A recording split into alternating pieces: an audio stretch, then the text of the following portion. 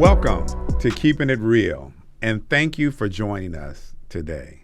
My guest today is the Director of the Office of Equity and Inclusion, Lindsey Wilson. Welcome, Dr. Wilson. Thank you, TC Broadnax. I appreciate the opportunity. Well, listen, today's episode, we want to have a conversation to better understand about the racial equity plan for the city of Dallas. And so let's just jump right in. Dr. Wilson, can you share with me what is the racial equity plan and its purpose? Absolutely. But first, I want to, again, thank you for the opportunity to share about the racial equity plan on the podcast. And most importantly, your leadership, right, which has been vital to the work. And when I say the work of equity and inclusion, and the ways in which you consistently push us to be at the front forward or spearhead the equity efforts on a national basis. Whether I'm talking locally or nationally at conferences, I highlight, right, that Dallas can do the intentional work that we do as a result of your leadership, your executive team's leadership, Assistant City Manager Liz Cedillo Pereira, elected officials. So we can't talk about this work without talking about that intentional leadership, as well as the large community presence, right, that pushes us to do more, challenges the work that we do for more of an impactful outcome. So again, thank you. And to your larger question, the racial equity plan we define as a strategic framework, right, that was developed in collaboration with community, with city leaders, with every single one of the city departments, all 42 departments, really to support the city in addressing racial and ethnic disparities that we see here in the city of Dallas.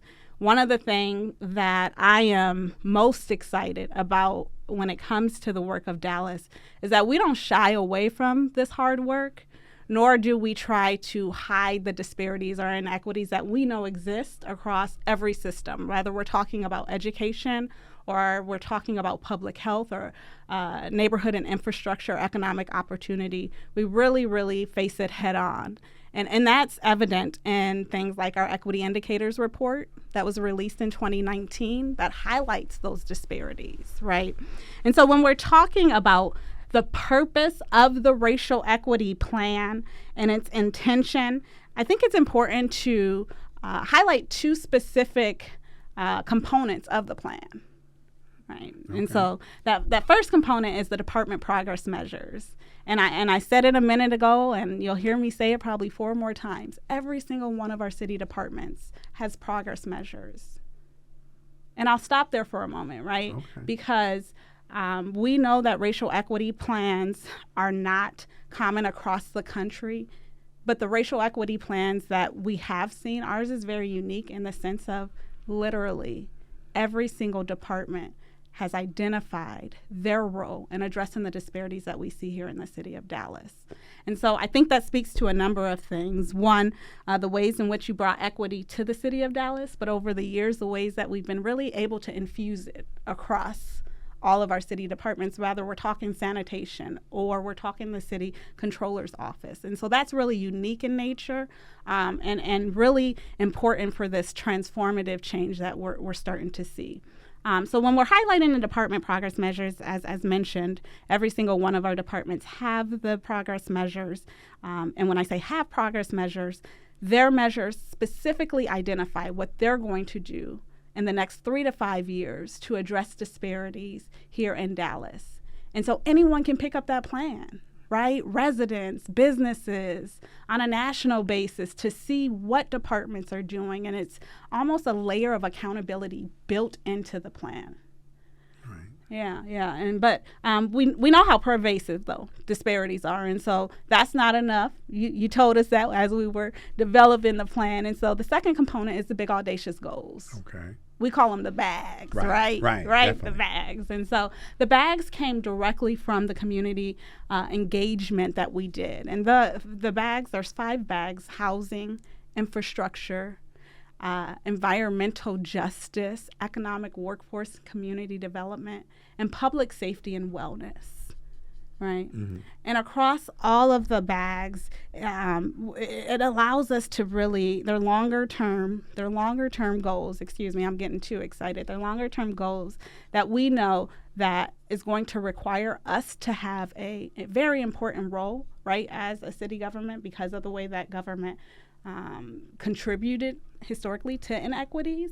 But it also recognizes how we are in this work as a collective with external partners. So thinking about our philanthropic community, thinking about other businesses and local partners on a national basis, the ways in which our Big Audacious Goals continues to allow us to partner with GARE, right, Government Alliance on Race and Equity, to be intentional around our partnerships with National Leagues of Cities and Live in Cities to really look at that greater impact that we need for the transformative change. And so, I can go on with this for hours. So I'm going to stop there. Overall, I would say the Racial Equity Plan is a blueprint for city departments to enhance their current plans, their policies, their initiatives to address the disparities that we know exist here in the city of Dallas so that all of our residents can thrive.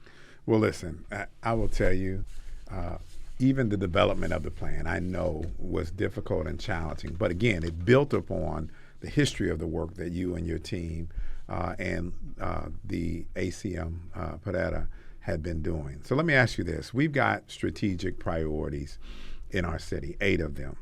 So talk to me how the Racial Equity Plan aligns with those priorities, and then how, I think, for the residents that may be listening, how will this be impacting all of our residents? Absolutely. Thank you for that question. I would say that there's some natural alignment between the Racial Equity Plan and the city's strategic priorities, right? So when we think about those 8 priorities and really center the voices of those who are impacted most by the disparities that exist here, you'll see that overlap. Okay. Right. And so one of the themes that we heard from community during the development of this plan was a sense of urgency around shared prosperity. Right. And so when we think about economic development as one of the city's priorities, we really must think about how we have to be economically inclusive in our practices and policy recommendations, how it really requires the city to think about our role in the elimination of the racial wealth gap, and or the ways in which we really foster full participation both on culturally and in the civic life of all of our residents, and acknowledge the many contributions, particularly from our communities of color or historically disadvantaged communities, right? When we talk about environmental and sustainability as a priority, we must consider the ways that communities who has experienced the largest environmental injustices. And really, that's what this plan does, right? And so when we think about that big, audacious goal and that around environmental justice and the need to engage and address the disproportionate impact of pollution and climate issues and the ways that it impacts our historically disadvantaged communities, as it regards to the impact, some of the things that come to mind is the current investment, right, like that you identified for the implementation of the plan. So it's not just a plan just to have a plan, right? Like there was funding for the implementation of the plan the first year.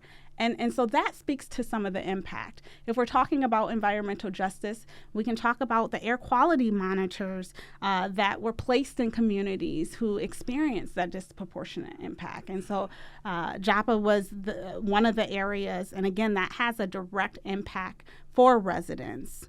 Or if we're thinking about transportation and infrastructure as a city priority, and in the ways in which that city priority actually names equitable outcomes or solutions, right? The Racial Equity Plan then comes in and identifies how we get to that. So again, there's some natural alignment there, and I would close with just kind of highlighting a few things, right? If we stay with that infrastructure, which is also one of the big audacious goals, right? And that to address the infrastructure gaps where historically there has been intentional disinvestments. Right. And then you look at the implementation of that first year of racial equity plan and where a majority of the funding went, $16.5 million went to infrastructure.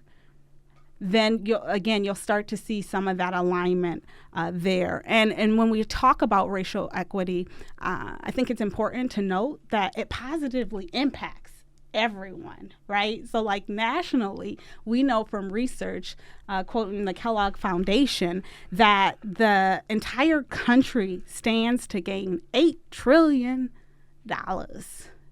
right? And GDP by 2050 if we address racial equity. And then locally, Dallas County and Collin County could increase by $115 billion a year by addressing racial inequities. And so when we talk about the impact for everyone, I think it's important to note that we understand it's just the right thing to do. But in addition to that, it's the smart thing to do for the city at large. Well, listen, you've got the statistics. I think it is I won't even say a business equation for the city, but it's the right thing to do, as you said. Can you talk about how the racial equity plan aligns with other city plans and policies? I know I've tried to be, as the manager, very strategic in how we prepare plans and what's built into them. Talk to me a little bit about the racial equity plan and its alignment with other city plans and policies and your, I guess, belief in how plans, I think, should be envisioned when we start out to, I guess, dovetail into some of the work that the racial equity plan is calling on. Absolutely. So there's a number of ways in which the racial equity plan aligns with other city plans and policies. I'll highlight three, right? And so on the onset of the work, alongside with the consultant, we dove into a large majority of the city's plans to first understand where and the feedback that previous plans have gotten from community. So we were really intentional that we didn't ask the same questions of community, right, with that undue burden, and then also able to identify which plans already may have supported some of the work that we were driving towards, and or which plans we would need to revisit following the racial equity plan. And so that's one of the ways. Since the implementation of the racial equity plan, the Office of Equity and Inclusion has worked with several other offices to do what we call a crosswalk between plans, again, to see where there's alignment and or where there needs to be maybe some adjustments to really account for the disparities that may not have been noted prior. And then finally, I'll note the Dallas Comprehensive Housing Policy 2033 and the Racial Equity Plan is a prime example, right, that highlights the intersection of plans and really how it's set the stage to create a new housing policy that's based off the fundamental principle of not the word equity that we use, but the actual practices that we are seeing departments start to implement so that we can advance that word. Well, listen, I think, again, the strategic nature in which y'all have worked with departments and tried to consult with them about elements of equity within any new plan and or the revision of plan, I think is noteworthy. Talk to me a little bit about what you think residents and community partners will experience when it comes to the outcomes. I think you touched on that a little bit earlier, but I mean, should they believe that this time this plan is going to stick and we're actually going to do this work? I mean, what is your comment or statement to anyone who is expecting outcomes, and how are they going to, I guess, understand if we're moving the needle or not? Absolutely. I would say a couple of things. One of the things that I heard loud and clear, and it resonated with me, right? When we did the community engagement, we had some community members say, hey, this is the first time that anyone is talking to us. Then we had other community members say, hey, we're done talking. We're about action. Come to us when you're ready for that action. And I think under your leadership, we've demonstrated that, right? So the plan was adopted August 2022. the funding for the immediate implementation of the plan came following the work. And so I invite people to look on the City of Dallas's website, Office of Equity and Inclusion, not only to see the allocation of resources that have gone to the implementation of the plan, but also the outcomes that are starting to come full circle. And so as it regards to what community and residents can expect out of this plan, I'm really excited that we haven't even hit the year mark yet, and we're able to show some outcomes, which is key when we're talking about equity. You know, I got to talk about the process, how equity is both a process and an outcome, right? Because when we think about equity, a lot of times people still think about things like diversity that has that immediate outcome. Who's not in the room? How do we get them in the room? We did what we're supposed to do. Equity requires us to think differently about the work that we're doing, right? And so that we can reduce the likelihood that we perpetuate inequities. And so the process piece is happening at the same time as the outcome. Because we heard very loud and clear that community is about that action and wants to see some action, speaking to, you know, infrastructure investments that are happening in Pleasant Grove or Cadillac Heights, right? Speaking about the air quality monitors that are literally in the neighborhoods in Joppa at this point are some of those actionable outcomes, while the office and the city departments are still doing a very thorough job internally around process pieces. What needs to shift, and so that we can get to the equitable outcomes we need. Well, I appreciate that, and I think proof is obviously in action and deeds and not just words. So what is the one thing you would want people to take away from the racial equity plan? The one thing, The one thing. Try to narrow it down. I know it's a big issue. Yes, it's a huge issue. And so I will say one thing with two folds. Okay, I'll give you that. The one thing I think is important to understand about the racial equity plan in itself, it will not address the decades of inequities, right? And so I'm on the Keeping It Real podcast, so we can't do anything but keep it real, right? And so measures that are 3 to 5 year in natures cannot account for all of the historic and intentional inequities that have been baked in. But what the racial equity plan has done and will continue to do is really set the city of Dallas on the trajectory to become the most equitable city, right? And some may say, what does that mean? That's a real big goal. That's why we got big, audacious goals. But really what it has done is it has allowed all of our city departments to get on an accord of understanding not only what disparities exist, but our role as a city in addressing those disparities. It has created both local and national partnerships to help us make bold moves that we are not seeing across the country. And so the one thing that I would leave people with is literally equity is everyone's work.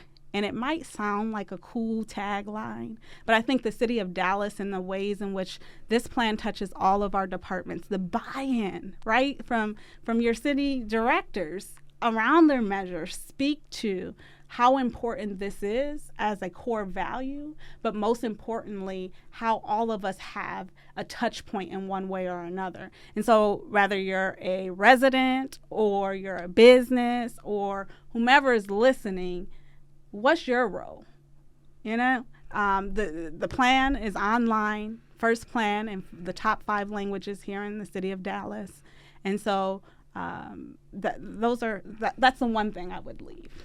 Well, listen, this wouldn't be Keeping It Real if I didn't ask you this question to get your perspective on it. You know, it seems as if, and I use that kindly, that diversity, equity, and inclusion is under attack, I think, and those are my words, but more broadly around the country, state by state. And I guess I would ask you as the director for our Office of Equity and Inclusion, one, how does that settle with you in some respect, and what do you expect from Dallas in your office, given this shadow, I think, that is going on nationally? Is that going to change the way you do your work and what you expect from your city counterparts in our city. Give me your perspective on that, and stay out of trouble, but tell me how you feel about it. Stay out of trouble. You see how he threw that in. So I'm going to stay out of trouble. Two things. It is absolutely not going to change the drive, the passion, the commitment, the work of the Office of Equity and Inclusion. There is not a staff member in that office that does not feel directly connected to this work, right? And so this is not a job for anybody in that office, and I would even say beyond the office. And so it won't change it from that afar. I would agree in the sense of it is under attack. And our office oftentimes thinks about the sustainability of this work, right?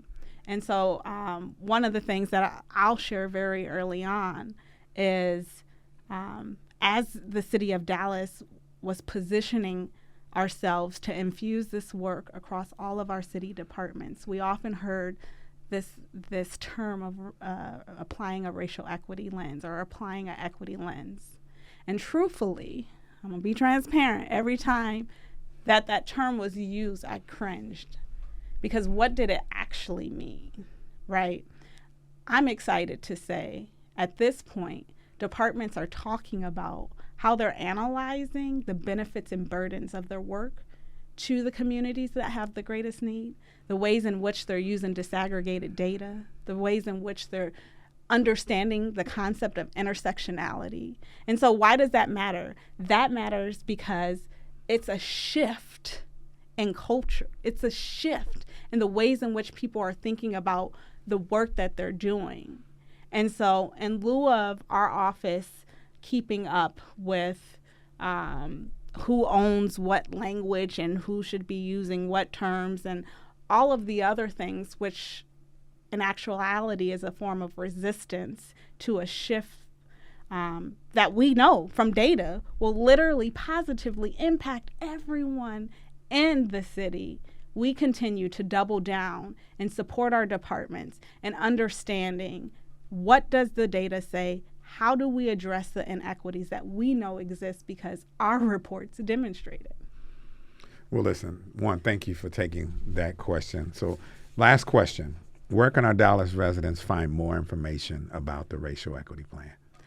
Our Dallas residents can find more information about the Racial Equity Plan by visiting weareonedallas.org, which will reroute you back to the City of Dallas's Office of Equity and Inclusion page. And on that page, they can find everything from the Racial Equity Plan. They can also find presentations that have happened. They can find the current work that's happening and the progress and where departments are at in their goals. Well, listen, thank you for joining me today. Dr. Lindsey Wilson, the Director of our Office of Equity and Inclusion. Thank you so much for your efforts. Continue this work.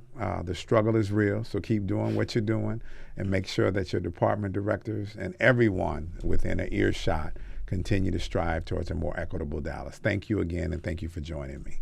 Thank you for having me. And again, we couldn't do it without your leadership. It matters. Well, I appreciate that. And so for those interested in hearing this podcast, please tune in to all the city social network channels as well as previous podcasts. We're excited to spend time talking with department directors, council members, and potentially residents about what's going on out in our community. So thank you and have a good day.